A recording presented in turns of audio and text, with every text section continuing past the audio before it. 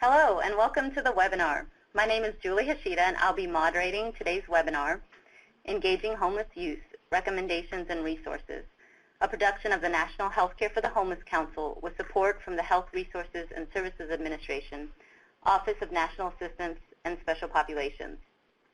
This session is being recorded. Just a couple of housekeeping items before we get started. This is a 1-hour presentation with the last 10 minutes reserved for questions and answers. Below the presentation slides, there is a chat box for your questions and technical issues. Please type your questions or technical issues into the chat box at any time during the presentation. A selected number of questions will be answered at the end of the presentation during the Q&A session. If you're having technical issues, you may call our office at 615-226-2292 and speak with Lily. The PowerPoint presentation and the recording of this webinar will be posted on our website at www.nhchc.org, and we will email registrants as soon as the recording is accessible. You can also right now in the files pod below the PowerPoint slides download the PowerPoint presentation in PDF form.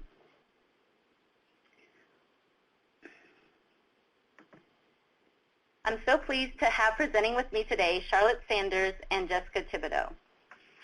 Charlotte grew up in a small town on the Yakima Indian Reservation in Washington State and was inspired to go into the field of social work by her single mother who, after participating in what would be called today a Work First program, was employed with the state of Washington for about 30 years as a community worker. Charlotte moved to Seattle in the early 90s when she got her first opportunity to work with homeless youth and young adults at the Denny Place Youth Shelter. She found it very challenging, educational, and rewarding. Since then, her social work practice has been mostly with at-risk and homeless youth and young adults in a variety of settings, including medical, community, shelter, residential, and multi-service centers. Her most recent position was serving as the Homeless Youth Clinic Manager and on-site social worker at Neighbor Care Health Homeless Youth Clinic at 45th Street Clinic for over 9 years. There, she oversaw program operations and provided social work services in an integrated multidisciplinary healthcare clinic serving young people experiencing homelessness. Charlotte has been involved with Seattle's homeless youth and young adults serving community for over 22 years and has also served as an intermittent social worker at the Central Intake Unit of Washington State's Children's Administration, providing screening and risk assessment of child abuse and neglect reports for the past 7 years. Charlotte joined the School of Social Work in December 2014 as a training associate to serve as the field lead for the Northwest Leaders in Behavioral Health program. Charlotte received her master's in social work from the University of Washington in 2004, an undergraduate degree in psychology from Central Washington University in 1991, and since receiving her MSW, her involvement with the School of Social Work includes assisting in classes, guest lecturing, and consultation, practicum instruction, and most recently as a temporary field education faculty member. As a field lead for the Northwest Leaders in Behavioral Health program, she works with practicum instructors and the School of Social Work staff and faculty to prepare their advanced MSW students for career providing behavioral health services to children, youth, and young adults. Our second guest speaker is Jessica Thibodeau. Jessica was born in San Antonio, Texas, but lived the majority of her life in the city of Nashville, Tennessee. She's currently a student at Motlow State Community College, working toward her degree in social work. Jessica's goal is to attain an advanced degree so she may pursue her career in somatic therapy, which is a non-traditional, holistic therapeutic model that integrates talk therapy and the physical body. For the past 2.5 years, she has been employed at Family and Children's Services in Nashville in their Crisis and Information Services program and responds to individuals in her community in need, including working directly to de-escalate individuals who are suicidal or homicidal. During her free time, Jessica enjoys live concerts and traveling. So I feel extremely fortunate to have these two speakers with us today. I believe we have a rich presentation because of the varied approach to this topic, but also because of the wealth of knowledge and experiences that our presenters will offer. Today we have a lot to share with you all. Here's the agenda for the webinar. I will be providing the overview of the Engaging Homeless Youth publication, which will cover the foundational elements of youth engagement. Then Charlotte will provide some practical tools and really speak to the direct service aspect of engagement. And finally, Jessica will share with us her experience and provide a perspective of a formerly homeless youth. If time permits, we will also review some of the broader yet relevant topics around youth engagement that were presented in the publication.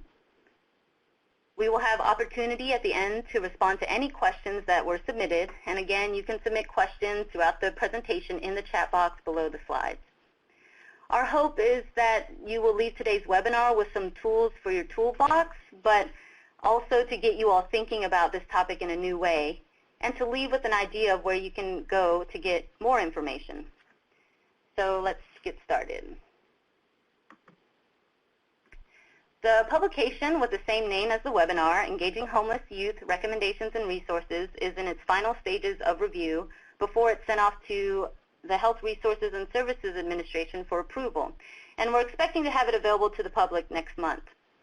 If you stay logged on into the webinar until after the Q&A, we will share a few ways that you can be alerted as soon as the publication becomes available. The publication combines data and research from both literature reviews and anecdotal evidence from the field. And the project was an effort of the National Healthcare for the Homeless Clinicians Network Steering Committee, the Clinicians Network Engaging Homeless Youth Advisory Group, the individual clinicians, administrators, and consumers who put together the day-long training on the topic at last year's national conference, and those who were interviewed for the project. We hope that during the webinar you will get a taste of how much information is out there on this topic, and when it becomes available, use the publication as a resource to improve your practice and feel confident in tackling the important and sometimes challenging task of engaging young people who are experiencing homelessness. The information is targeted to a broad array of positions, including, generally anyone working in the field and providing services to young people experiencing homelessness. The document is targeted not only to clinicians or the people who work directly with youth, but also for program administrators, board members, and the people who are directly responsible for changing policies and managing these programs. We also hope to reach both existing or long-established programs as well as brand new programs or people or agencies planning to start a youth service in their community. We believe the information shared will be beneficial to those programs that serve only youth as well as those that serve the entire lifespan. The information will aid those programs that provide a single service such as meals, health care, shelter, etc., or programs that offer multiple services or what we may refer to as one-stop shops. And we hope that anyone in this field serving the population would benefit from the information shared during today's webinar and the forthcoming publication. But let's move into the foundational concepts of youth engagement that were identified in the publication. And these will include defining youth, defining and measuring engagement, the Adverse Childhood Experiences Study, or ACEs, the core principles of youth engagement, and trauma-informed care principles.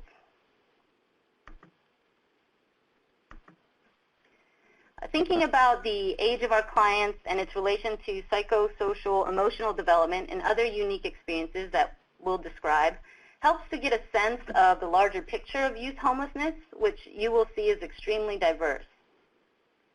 So across agencies, federal policies, communities, and even youth programs within the same community, as far as age range, there's no standard definition of homeless youth.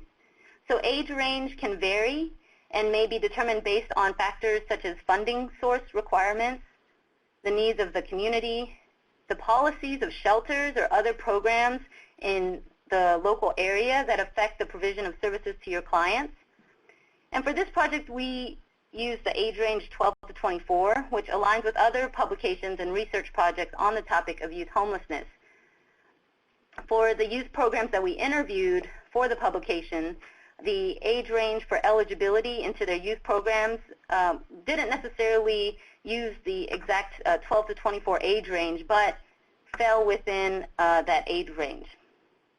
Our purpose in identifying the age range was to help us have a focus for the project and make sure everyone was on the same page. But we encourage programs to determine the needs of their community and consider how age and other factors in defining youth will affect both the treatment planning for the young person as well as the more broader policies and procedures of your clinic or program.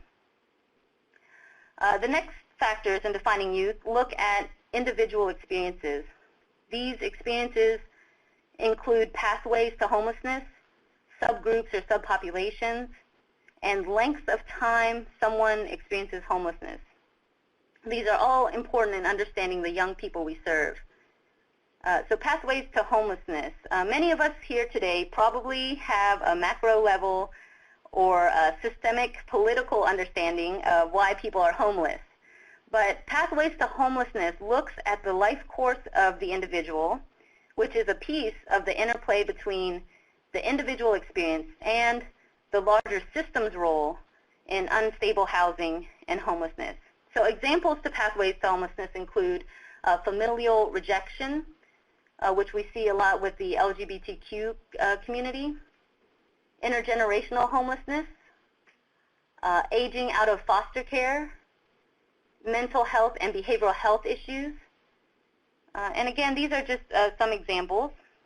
The next factor in defining youth experiencing homelessness is subpopulations or subgroups, which are unique circumstances or characteristics related to an individual's experience. And some examples are listed here on the slide. That's LGBTQ, accompanied or unaccompanied youth, youth who are pregnant or parenting, youth involved in the juvenile justice or foster care systems, victims of sexual trafficking and exploitation. Next is length of time being homeless. So two examples there, newly versus chronically homeless. The United States Interagency Council on Homelessness's Youth Framework model recommends agencies consider an individual's time experiencing homelessness. And because this categorization correlates with high and low risk factors for long-term and problem outcomes. If you're interested in learning about both the risk and protective factors that were highlighted in the Youth Framework model, you can actually download the report in the Files pod below the presentation slide. And lastly, in thinking about defining youth, service providers and programs need to consider many young people experiencing homelessness may not consider their situations as homeless because they may not see couch surfing or anything that's not sleeping on the streets as homelessness. And Jessica, our third speaker, can attest to that. Doubling up, couch surfing, living in cars are forms of hidden homelessness. There are various forms of being unstably housed and considered homelessness. Programs need to consider the various definitions and experiences of homelessness and examine how that should affect policies and services, including marketing and outreach services. Consider how the factors of defining youth, such as age, individual experiences, affect treatment planning or policies and procedures of your clinic, because in providing culturally competent care, service providers need to recognize how their consumers' stories and backgrounds affect their current here and now experience. Providers and administrators should become familiar with the various terms, definitions, whether those are federal definitions or colloquial terms, as well as the types of groups individuals may self-identify with. And the publication actually goes into more detail about these various definitions, and it provides additional resources for the various special groups and unique experiences that were listed here today. Defining and measuring engagement. So agencies are encouraged to consider how their programs define and measure successful engagement. And currently there's no standard measure to evaluate engagement. Also, keep in mind, youth engagement can mean different things to different people. We see that engagement can happen at various levels of an agency or system. And then at every level, there can be various measures of successful engagement. Levels of engagement can be high level, meaning that person is engaged into systems or into programs, or engagement can be on an individual level, such as engagement with a service provider or engagement with their treatment goals or engaged in the activity at hand. So in reviewing how your agency measures and defines successful engagement, you may want to consider the following questions. Who is the target population? Are they young people currently utilizing services at your program? Are they potential consumers who are part of a larger mix of housed youth or students? And be specific as possible. Responding to this question will bring to light the cultural aspects of subgroups and subpopulations that we just mentioned. What will the consumer be engaged in? Is it a particular service or program? Is it their individual treatment goals? Is it your agency's quality initiatives? These are just a few examples, but answering this question will help clearly define engagement goals, whether they are high-level goals or individual goals. Next, how can this be measured? Analyzing what the youth needs to think, feel, or do in order to be considered engaged, whether that's engaged in the activity, the product, or the relationship. Examples of measurements are multiple encounters, whether or not the client becomes enrolled in a service, or something as simple as whether that person enters the facility or participates in a class. And next, think about what skills and information need to be possessed by the one attempting to engage the young person. And lastly, how is core level engagement being addressed? So core level engagement is essentially the relationship between two individuals. At any level or type of engagement, there will always be this element of engagement that happens in the relationship. And this is the more clinical aspect of the topic, and Charlotte and Jessica's presentation will actually review aspects of core level engagement. The responses to these questions will help you all to not only define, but also attempt to measure successful engagement, and also plan engagement activities. And we see measuring and tracking engagement as a way to assist in responding to funding sources that desire outcome data to rationalize funding these engagement activities and practices. The publication goes into further detail and provides examples for these questions. So at this point, as we move forward in the foundational elements of youth engagement, we would like to take a quick poll of the participants in today's webinar. The poll is asking about your familiarity with Adverse Childhood Experiences Study, or ACEs, and we're asking you that to select the response that best describes yourself. So we see people are responding to the survey, and we'll give everyone just another moment to submit their responses, and we'll broadcast the results.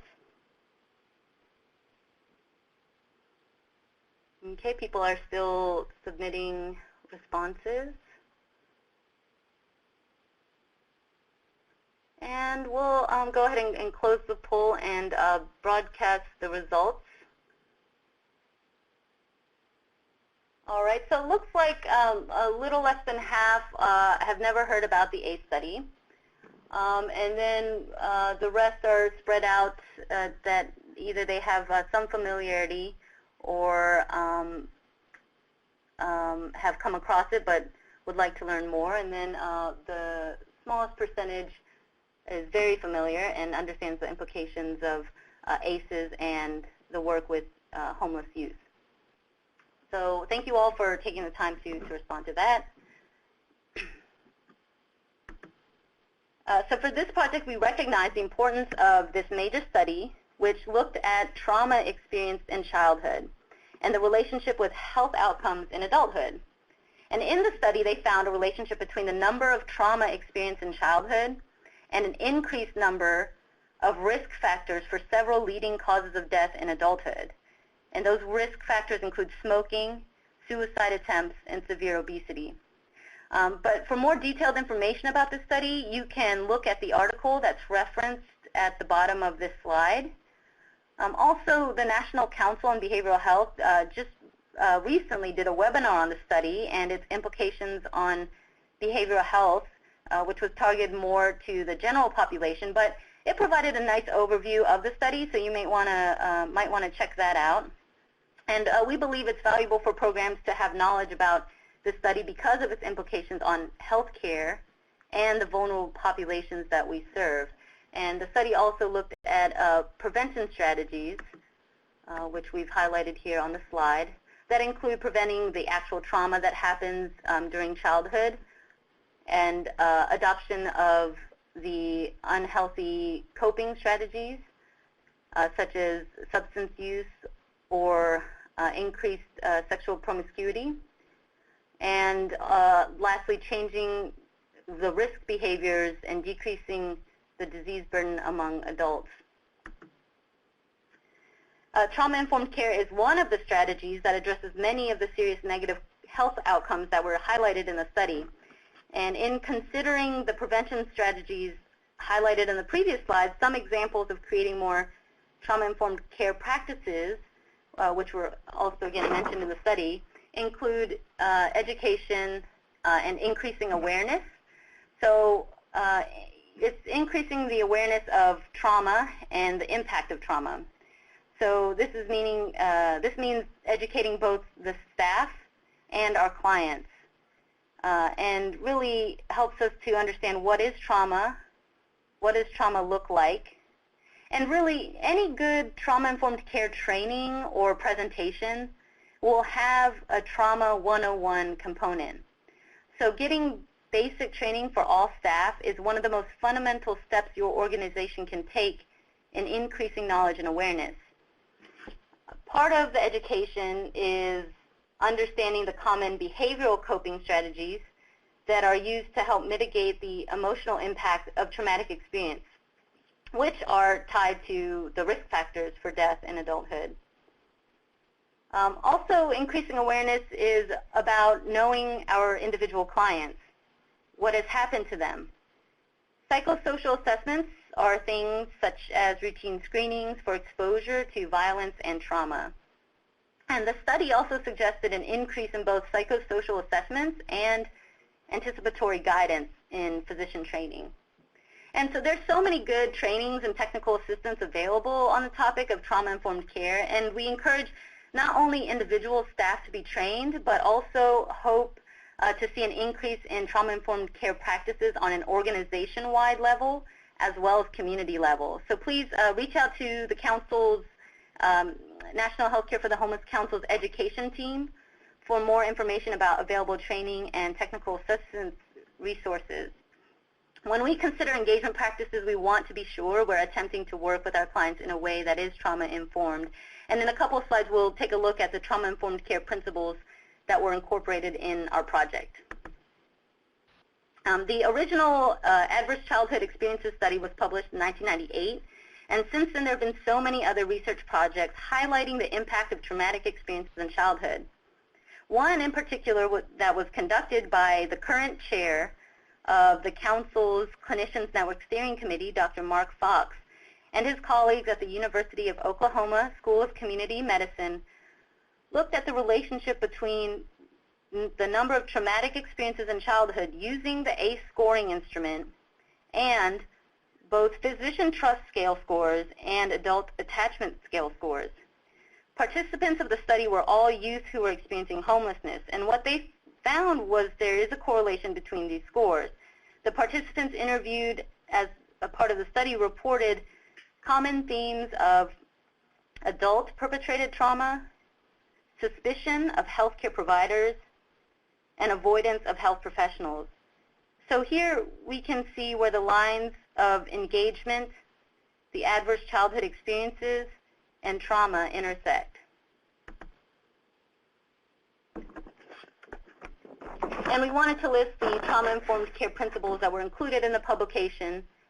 These were an adaptation developed by the Georgetown University National Technical Assistance Center for Children's Mental Health and Youth Move National. Principles of trauma-informed care coincide and align with the core principles of engaging youth. The core principles that were identified for this project respond to the how and why of youth engagement, and these are foundational elements that your organization may consider when developing practices and policies for engaging and working with homeless youth.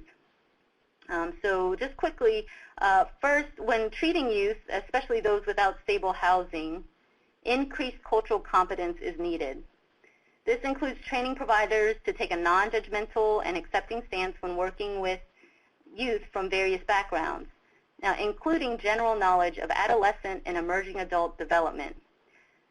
When thinking about the purpose of engagement, consider that youth are engaged in services not only so that they can gain immediate relief, but also to be facilitated out of homelessness and supported to thrive and avoid future homelessness. Having multiple points of entry to engage young people should be available, including but not limited to street outreach, drop-in services, school systems, and shelter and housing programs. The broader goal of engagement, we believe, is to assist youth in developing greater self-efficacy, increased emotional wellness, and a better understanding of healthy lifestyles and nutrition, together with expanding life skills while reintegrating into housing and improved health and wellness. So the ultimate goal is housing, but we would be doing a disservice to these young people if we did not consider other areas of their lives that are impacted by housing instability and poverty. Lastly, we highly encourage involving consumers in your work, whether that is on an individual level or program level. Consumer involvement in program development is invaluable to creating quality services and increased consumer satisfaction. So again, just to wrap up, when developing policies and practices, we recommend incorporating these fundamental concepts, that is defining youth homelessness, defining and measuring engagement, trauma-informed care principles, and the core how and why of youth engagement. So that is it for the foundational elements of youth engagement, and now I'd like to pass the mic to Charlotte. Charlotte? Thank you, Julie. First of all, I'd like to say how honored and humbled I am to be speaking on this topic of engaging homeless youth, which is very near and dear to my heart, and it's my hope that you can take away something from my experience. So, when entering into this line of service, it's important to start with an honest assessment of yourself, who you are, where you're coming from, what in your life has influenced your decision-making, especially in relation to doing this work, what motivates you, how do you feel about the issues such as homelessness, discrimination, youth work, and systems. Also, it's important to look at your biases, both the explicit and the implicit, and think about how all of this comes together into your practice. Then you have to know the goals and mission of your organization and see how they are demonstrated through the services that you provide. Does the mission reflect the multifaceted identities of the population you serve, as well as their needs? This work is more than providing housing, as Julie said, to homeless young people. It's supporting the other areas of a youth's basic needs, their physical, their need for safety, love, belonging, esteem, and self-actualization, as well as developmental needs, again, physically, cognitively, emotionally, and socially. Knowing who you serve is extremely important when thinking about engagement. Knowing that young people tend to have strong peer allegiances, interests in trends. They can be somewhat self-involved, usually concerned about how they come across to others, especially peers. And developmentally, this is a time of experimentation, identity formation, striving for their freedom and independence, and at times testing the limits, and sometimes you. When thinking about engaging young people, we should also be thinking about how we make the setting and interaction contribute to their positive youth development by providing a young person a sense of competence, usefulness, belonging, and power. Do we offer opportunities for young people to experience some sort of mastery, giving them some way to experience physical activity, help with self-definition, some creative expression, positive social interactions with both peers and adults, meaningful participation, and also providing structure and clear limits. During my work at Neighbor Care Health's 45th Street Homeless Youth Clinic, I had one of my most memorable learning moments with a young man who had some issues and behavior both in the community and during his visits. So our approach was to have someone he had a good rapport with to sit and keep him company in the waiting room until he was called back for his visit. This young man shared with me how he felt like people only saw and treated him as a drug addict, but that there was so much more to his identity. He shared some of his talents and interests, and I added what I had observed of him: his great sense of humor, his ability to be a leader, his attention to his health, and all these other great sides to his personality. And then he replied, "Yeah, I am multidimensional." So how do we start to engage young people? By building the relationship, which takes time, effort, patience, honesty, genuineness, authenticity, sincerity, a showing of interest, consistency, dependability, the ability to demonstrate hope and encourage self-acceptance, and to have a thick skin. Don't take it personally. When thinking about how to develop trust, it's important to think about what you are up against: trauma, fear, past experiences, distrust of professionals, distrust of the systems, and the list goes on. In regards to safety, depending on the circumstances and situation, you may need to consider the physical safety of both of you, being observant of the young person's relationships and how you may be putting that person at risk, depending on who's watching you. There's also the observance of emotional safety, and that can be done by demonstrating discretion, sensitivity, and understanding of the young person. Having mutual respect is important, but we must also recognize that the respect is defined by the individual, and in some, if not most cases, has to be earned. Clear communication of those definitions, acceptance of the person, and valuing who they are all contribute to the development of respect. In addition to those three building blocks, I'd also like to mention the importance of the human connection.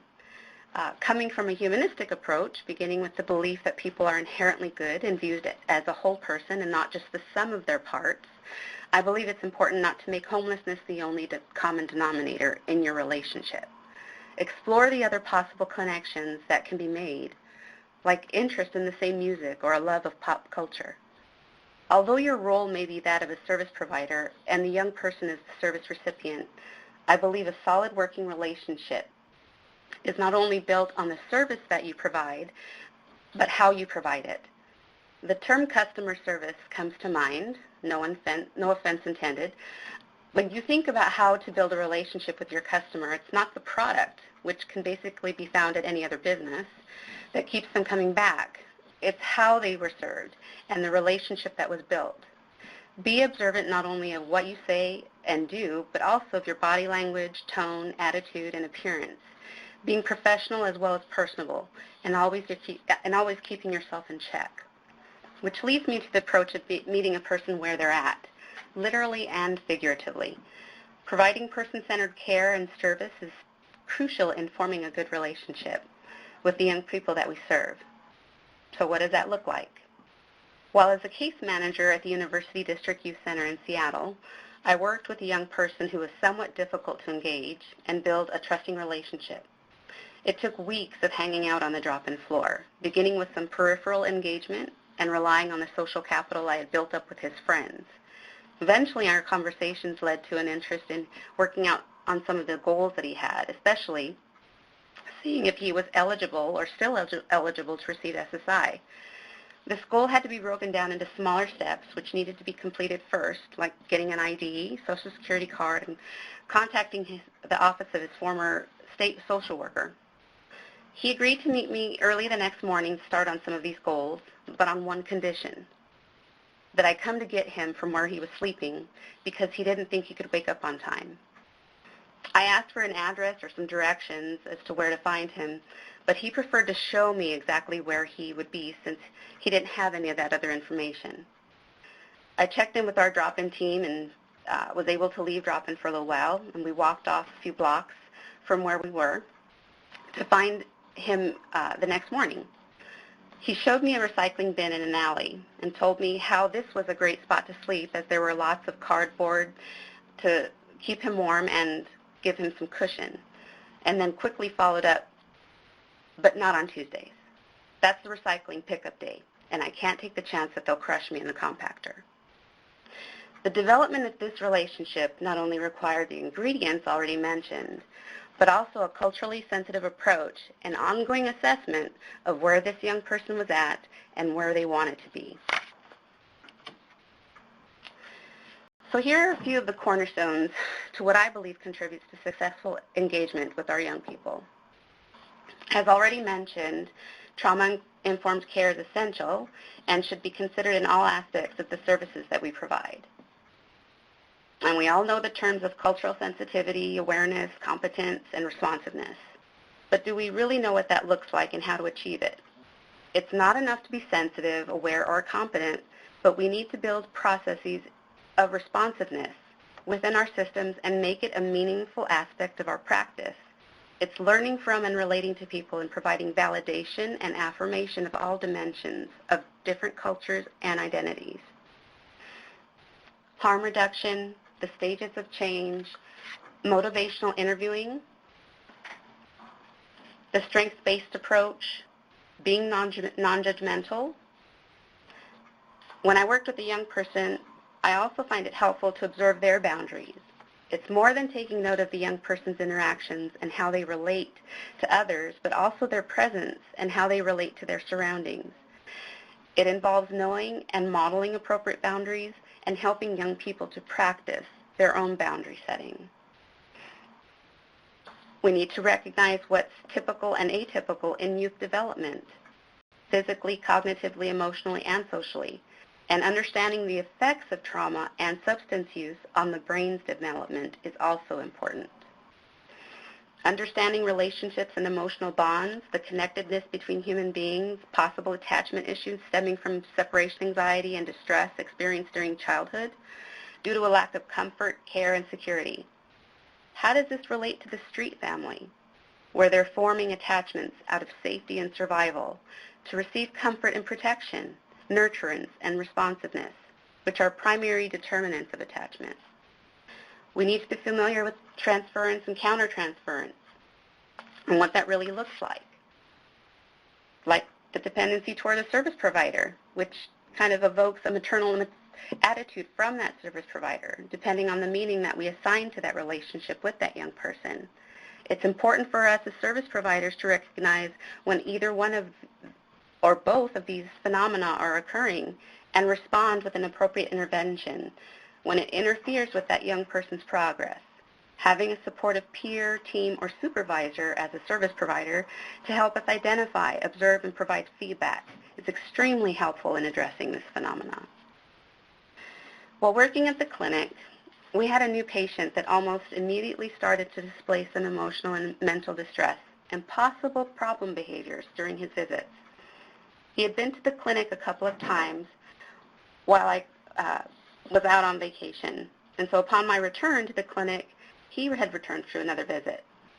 I was called to the front desk by one of our front desk volunteers who was concerned about possible escalation. Assessing that there were no immediate safety issues, I slowly walked over to some of the clothing donations that we'd placed on a table in the middle of the waiting room so that patients could look through them. Rather than jumping into some sort of intervention or de-escalation, I started to fold clothes, just listening to the young man, observing his interactions and behaviors. He didn't know me. I hadn't yet made my introduction. He was talking with one of the front desk staff, and a few minutes of being a non-threatening presence in the room, he started to engage me in conversation. I said hello and introduced myself. When he began a conversation about the clothing, and then something else just as benign, when he was called to the exam room, we continued to just be a presence in the hall outside the exam room, then again in the waiting room, continuing the observation until he left for the evening. During our debriefing after clinic, we discussed the incidents that had occurred with this patient involving this young man becoming escalated, both notably at the end of his visits and just before leaving the clinic. We discussed what we had learned from him.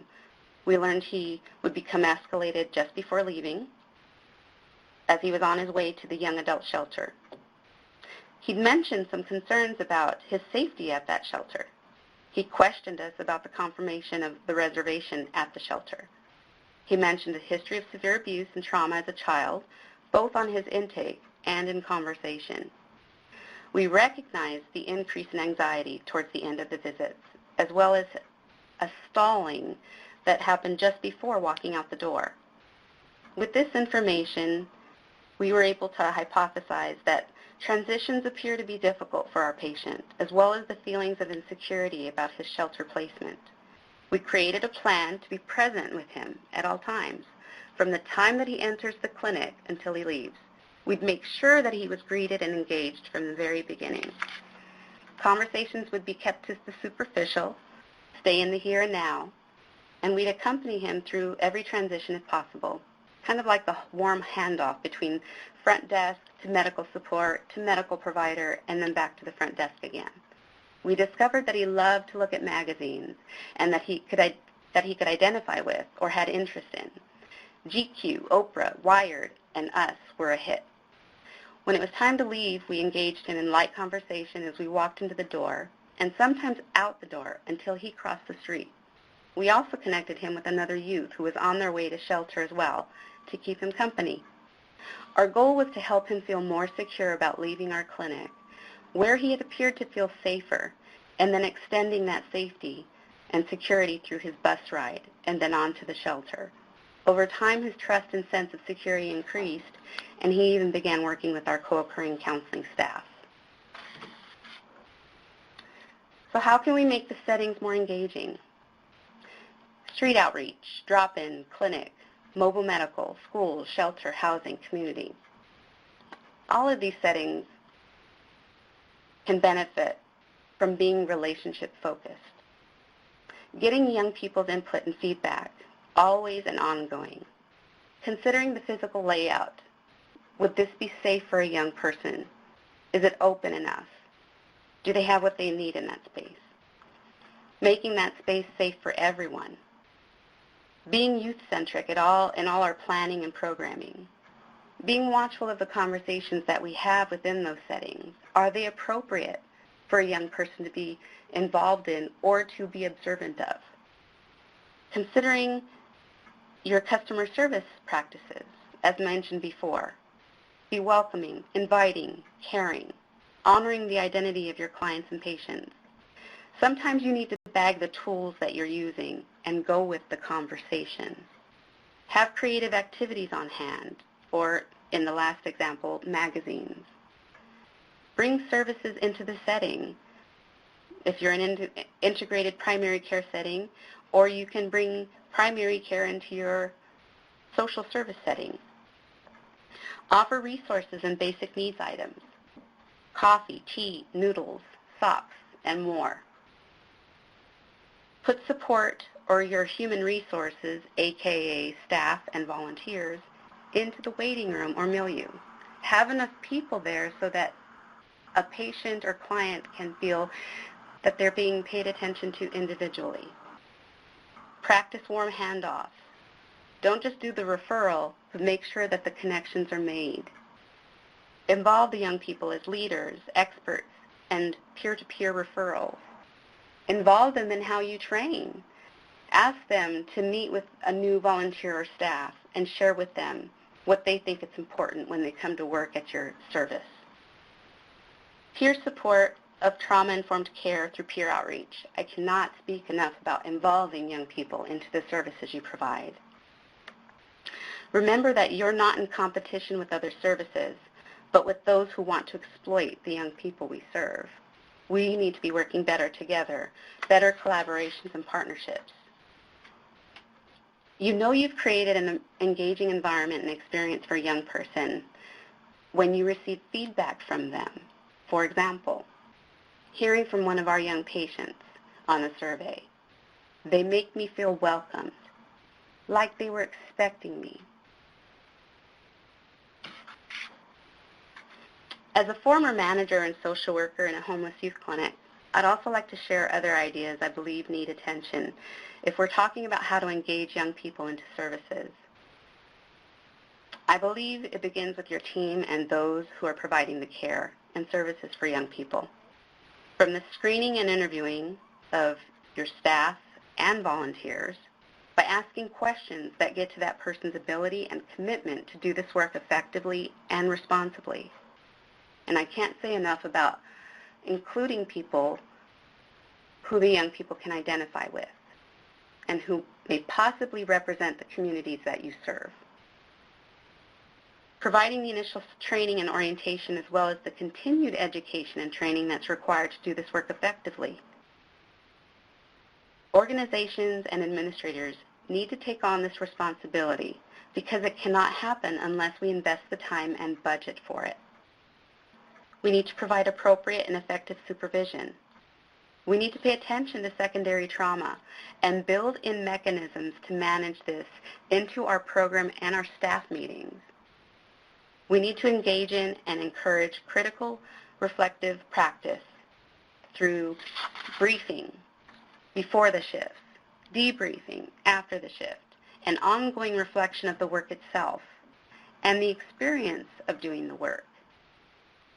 And finally, we need to support and encourage our teams to be healthy and practice self-care, which again, you may need to incorporate this into your time and budget. I know it can be difficult to think about how to get this all done with the limited resources that most of us have within our programs and communities. But effective change can come in very small increments.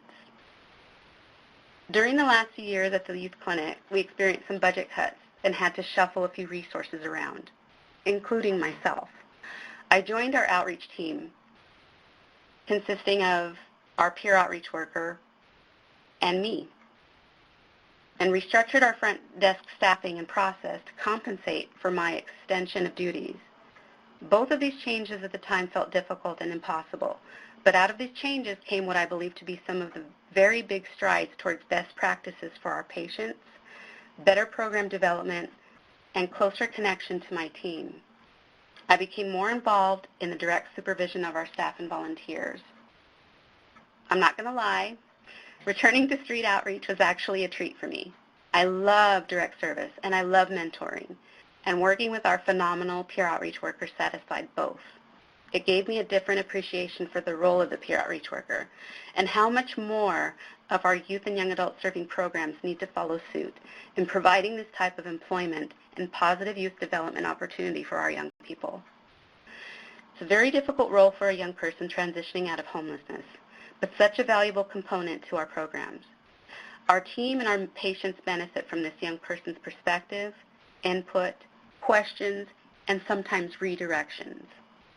Working with our peer has contributed to my personal and professional development. The changes that were made to our front desk required more effective training and orientation to our patient population so that our team of mostly volunteers could handle the responsibility of running a youth clinic front desk effectively while providing culturally appropriate services. This change also brought about more briefing before shift, debriefing after shift, communication during, and education throughout among our team. So, what have I learned? This is the most difficult and spiritually rewarding work. Not everyone is meant to do this work, and you cannot do it alone. Partnerships, collaboration, networking is necessary to keep the cracks from forming. Continuity of care and a continuum of care can only occur effectively when the systems work together to support our youth. We've been given the honor and responsibility to care for the most vulnerable and the most in need. If you think about homelessness as the unsafety net of our society, our services, our service providers are helping to catch those who have fallen through the cracks of society's many failing formal and informal systems. We work with those who've been rejected, neglected, abused, and forgotten the most. It's our duty to approach the work with as much information, preparation, and resources as possible to make the changes not only at the micro level of practice, but also at the meso and macro levels as well. And now I'd like to pass the mic to Jessica. Thank you, Charlotte. My name is Jessica Thibodeau, and I was homeless from November 1st of 2012 until July 15th of 2014. During this time duration, I was of the ages of 22 to 24. I would like to say that my homeless experience was unique in the fact that I did not see homelessness forthcoming, but I don't believe that that would be very true if I were to say that, just based that my situation was unique in that sense, because I'm a firm believer that most people who are homeless do not desire to be homeless. They do nothing to seek out homelessness. The reason that I discuss this is because after being homeless, discussing my homelessness experience, I dealt with the stigma of, oh, well, you must have done something in order to be homeless. And that was extremely frustrating to have to kill the stigma of, per se, because I really didn't do anything to promote my homelessness. It's something I literally encountered in a matter of 48 hours. Places that I stayed at while I was homeless consisted of my mother's couch. Sometimes I was able to stay in my sister's bed if she went to stay the night at a friend's house or so forth, but that wasn't dependable or consistent. Sometimes I stayed at my grandparents' home. Most of the time I would stay on friends' couches, and I would also hook up with individuals. And when I say hook up, I'm referring to engage in sexual activity with individuals in order to have like a guaranteed bed to sleep in sometimes. But of course, this was always prefaced with alcohol abuse. That goes to say that during the time that I was homeless, definitely abused alcohol. I had increased sexual activity, and I also experienced suicidal ideations. My belief is that I did these things, such as abused alcohol, increased my sexual activity, was promiscuous, living somewhat recklessly, and also experiencing suicidal ideations. I believe these things stemmed from my feelings of shame, inadequacy, and depression. I wanted to be numb to the reality that I was homeless. When you're at work or you're in a social environment and everyone disperses and you leave, people typically are going home. But this is an idea that people are normal to, per se, and this is something regular for them. They take for granted. And at that time, for me, I wasn't going to anything at times. Sometimes I didn't know where I was going to go because home didn't exist. So I would do things that would promote a feeling or running away from, per se, my reality. Therefore, I wanted to be home. I wanted to be numb. I wish I had known about resources, and when I speak of resources, I'm referring to transitional housing and also homeless shelters that dedicate themselves to the youth population. But I have to be honest in the sense that I do not know how proactive I would have been in taking action on these resources. And the only reason that I say that is because while I was homeless, I was in survival mode. And so for what that looks like to me is that the one fundamental thing besides food is shelter, and I didn't have that. So I was always on guard. I was on edge. I didn't trust people, but I also didn't trust myself. And so if someone were to come to me and engage me or engage with me on resources and discuss that these things existed, I would have been extremely cautious to take them up on it, but I know that I would have done research on it. And I wish I would have had the opportunity to seek out resources, or at least just know about it, to have an opportunity to say yes or say no, because I think that things would have changed and things could have been different. If I could promote anything to providers, I would definitely promote to be patient, forgiving, and flexible.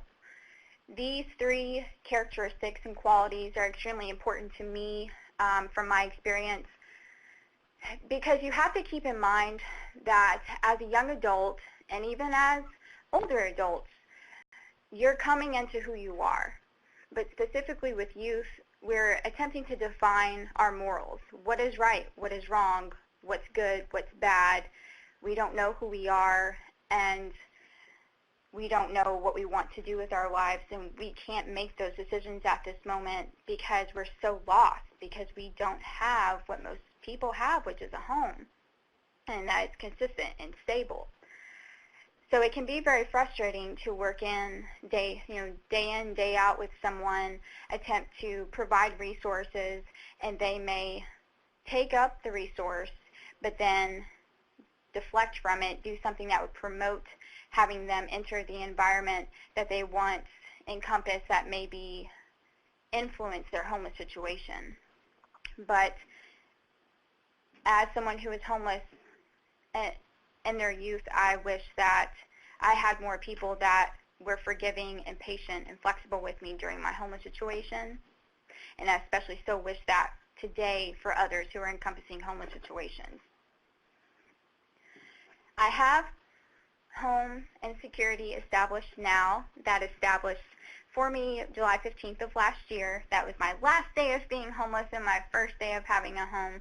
It was so exciting. So as you see on my PowerPoint, I have a picture of my mattress and my box spring, which I was so excited to display on a social media account whenever this occurred. And I quoted from my picture that I posted on a social media account personally, here's to no longer being homeless. Here's to no longer couch surfing. I'm climbing up someone's segmentation of a ladder. So it was really exciting for me to finally have my space in my area, my sanctuary. And by having a home and housing, and not just that, but a bedroom, a bed. It's been really great for my back, but it's also been really awesome because I've been able to establish feelings of confidence, security, safety, and I have also a feeling of accomplishment. I really feel as if I have made change, not just for myself, but for the world as well, because I now have confidence that I can do things with my life and also influence lives of other people as well. I would attempt to promote an exercise for everyone here today to go home and to, when you walk into your home, set down everything that you have with you, whether it's a purse, groceries, anything like that. Walk into your bedroom and close the door and take a minute to do a breathing exercise, and then open your eyes and look around your bedroom and think to yourselves, what's in my room? How did this get here? What would I do with these things if I had to put them away, if this wasn't to exist? But what I really want you to do is to envision yourself in your bedroom and think about all of the things that you've encompassed in your room. What feelings have you had? What events have you encountered while being in your bedroom? But most importantly, what would you do if this didn't exist? How would you display, exhibit all of the feelings that you have encompassed and shared in your bedroom, such as anger, happiness, arousal, frustration, sadness? If this four-wall unit was taken away, how would you feel? I'm going to take this moment to pass the mic to Julie, and I really appreciate you guys having me here today.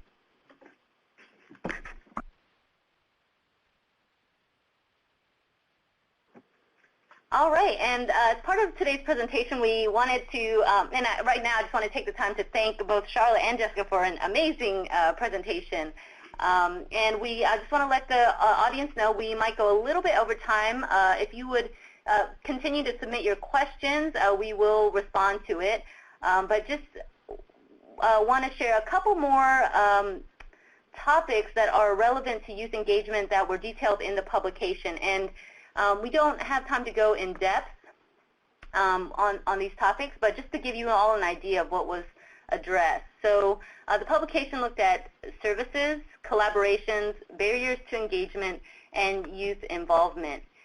The services, we believe that offering services tailored to the needs of the consumer population is one component of engagement. So clinicians and administrators that were interviewed for our project shared their experiences with medical, social, and therapeutic services.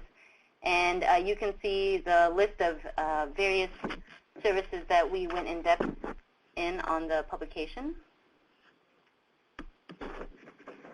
A collaboration section of the publication looks at the external partnerships that are critical to effective social service delivery and is also a requirement for federally qualified health centers. But we believe working with agencies in your community who also serve this population will provide additional opportunities for engagement, whether, as Charlotte mentioned, individual engagement through a warm handoff, or systemically through educating young people about healthcare or other social services that are available to them. So collaborations are a great way to share resources, including staff, which may alleviate some of the financial burden programs face. So the publication looks more deeply at collaborations for these types of programs that are listed on the slide. And it's important to consider barriers to engagement. Identifying and addressing barriers for this population may look slightly different than with older adults. Programs should consider policies that affect their local community and the homeless youth that they will be serving. And obtain input from the target population, from the youth, about actual and perceived barriers. And agencies' policies may make it difficult for young people to access their services or resources because of strict rules or because of expectations on the young person. So this and other potential barriers should be assessed by your agency, and this section of the publication reviews possible barriers to engagement on both individual clinical levels and macro systemic levels, and offers suggestions to address both direct and indirect barriers through changing administrative policies and practices, through quality improvement activities, through advocacy, training, and peer support. And lastly, youth involvement, which can come in various shapes and sizes.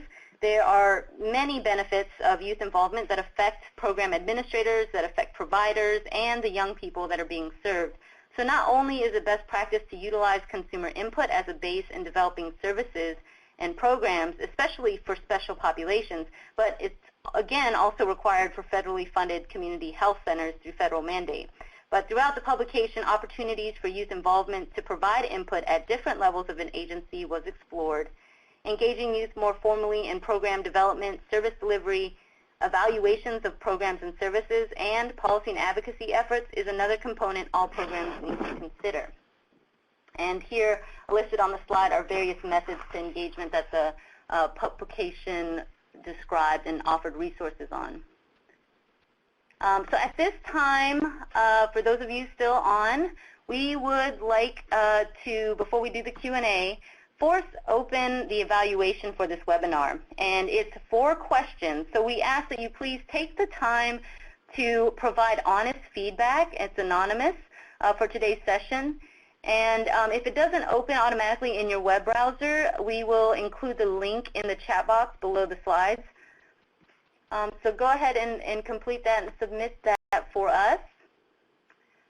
And at this time, I would like to go ahead and ask the first question. So I'll ask our presenters to go on mute, unmute. Okay, and Charlotte, I'm not sure if you have ideas for resources for John's question, but he asked, are there any specific resources for the trauma associated with YSMSM community? If I could get a clarification of specifically what's meant by SMSM. I believe it's male having sex with men, right? And if John wants to send a clarification, but I believe that's what it stands for. I don't have any specific resources for that population specifically. So maybe we could arrange for more information later. Great, okay. Yeah, and also there's a national LGBT technical assistance and training organization that the council collaborates with, so I'll be happy to send John introduction to that agency and see if we can get him some resources through there as well. Let's see, okay, so the next question is from Robert. He says, I'm a new volunteer in a youth homeless clinic. Any suggestions about reading topics or books? And I'll hand that to Charlotte first. Well, I think anything that's involving trauma and learning more about trauma and how it's how you can kind of develop skills and how to maybe approach someone as far as working with someone who has a history of trauma. I think learning more about trauma-informed care and how you as a service provider can practice being more mindful of how you approach someone or the services that you're providing is really important. So I think that's where I would start. Okay, great. And also for Robert, who submitted that question, of course, please be on the lookout for the Engaging Homeless Youth publication, which is very thorough and offers several resources and might be a good place to start as far as finding books or other topics to get more in-depth with. Okay, the next question, let's see, is about the evaluation survey, so we'll skip down. Okay, the last question that was submitted looks like, how would you recommend we locate the federal guidelines to managing a shelter? Charlotte, do you have thoughts on that? It's a question from Anna. I'm sorry, I can't view the question. So how would you locate the local guidelines of opening a shelter? Yeah, the federal guidelines to managing a shelter, correct. I think it depends on the age group, first of all. You'd probably want to consult with your local government to see if they have, or other shelters in the area, and see if they have any guidance for you. Because I know that if you're looking at serving minors, and then there's also licensing issues that you'll need to be mindful of, as well as the guidelines. All right, great. I think that responds to the question. So let's see. Okay, we did receive one more question. Is survival sex a new trend only seen in certain communities, that is LGBTQ, or is it something seen in other communities as well? Charlotte, do you have thoughts on that? Well, the concept of survival sex, I don't believe, is just limited to a certain population. I think that if you were to look at other populations or other communities, there are lots of reasons why someone would have sex for survival, not just a place to stay, but also in, for instance, a domestic violence sort of situation where that may be the only way for you to survive. So I wouldn't just limit it to a specific population, no.